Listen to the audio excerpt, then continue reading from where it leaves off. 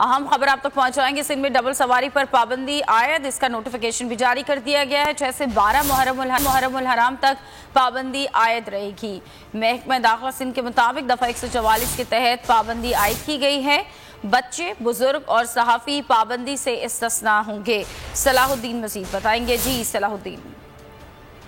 हाँ जी बिल्कुल, मुहर्रम उल हराम में अमन अमान की सूरत के बायस जो है वो डबल सवारी पर जो है पाबंदी आयद कर दी गई है। और ये पाबंदी जो है वो 6 मुहर्रम से 12 मुहर्रम तक आयद की गई है।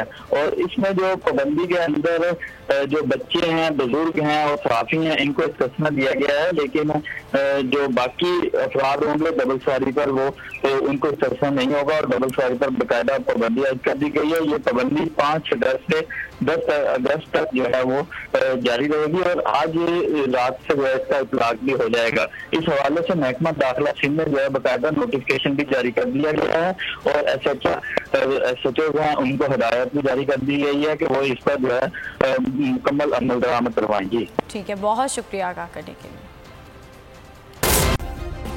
सब्सक्राइब करें और बेल दबाएं ताकि कोई खबर रह न जाए।